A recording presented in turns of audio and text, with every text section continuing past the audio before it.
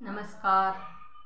आज एक वेगळाच विषय घेऊन आलेली आहे मी.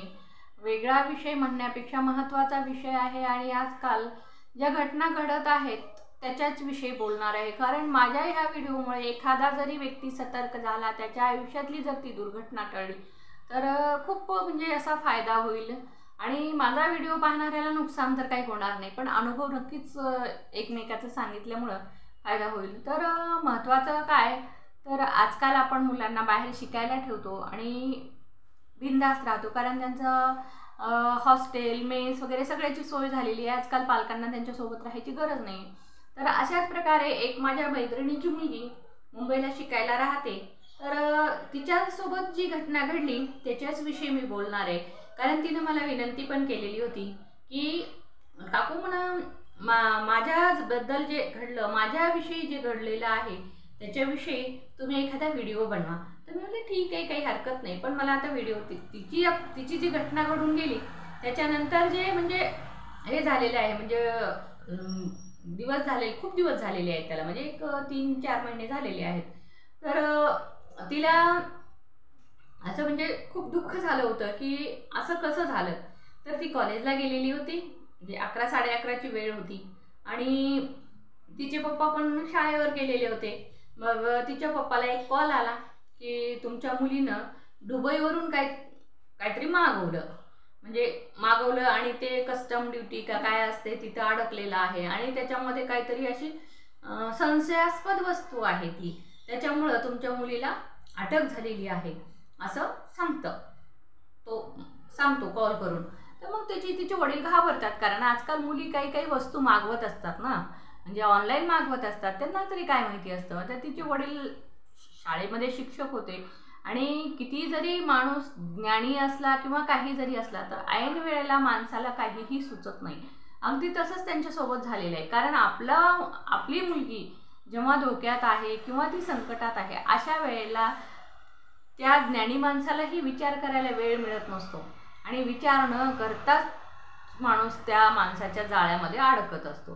तर अगदीच तसाच प्रकार तिच्या वडिलांसोबत झाला आणि तो जो माणूस होता फ्रॉड, तो सांगत होता की कस्टम ड्युटीच्या याच्यामध्ये अडकलेला आहे, कुठंतरी काहीतरी तिने संशयास्पद वस्तू मागवलेली आहे, फ्रॉड केलेला आहे, त्याच्यामुळे आम्ही तिला अटक केलेला आहे, तिच्यासोबत तिच्यात मैत्रिणी पण आहे असं म्हणतो.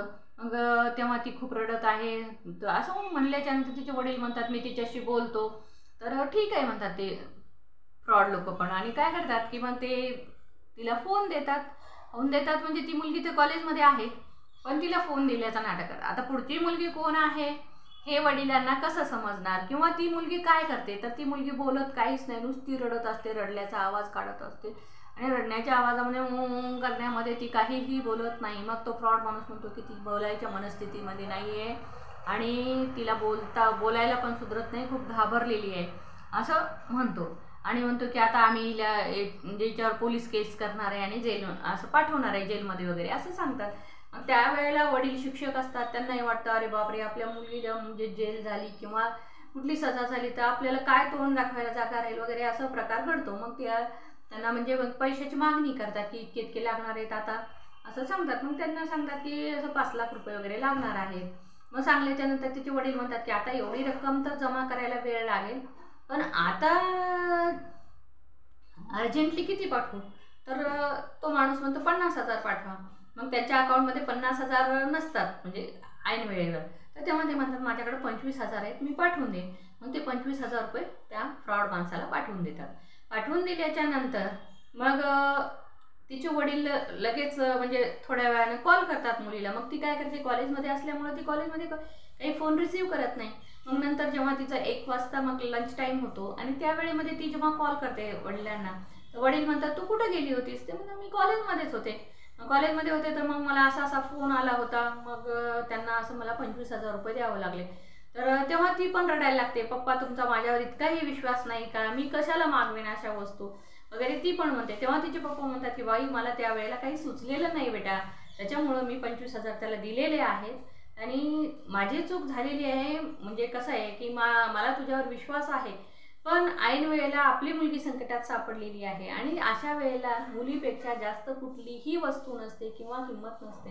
तर 25,000 मी त्या व्यक्तीला दिलेले आहेत. तर तेवढ्या वेळापुरतं तरी मला समाधान वाटले की तोपर्यंत माझी मुलगी सुरक्षित आहे म्हणून मी दिलेलं आहे, असं तिला समजून सांगतात. तर तिचंही बरोबर आहे. पालकांनी सुद्धा आपल्या म्हणजे पाल्यावर विश्वास ठेवायला पाहिजे. आपला पाल्य काय करू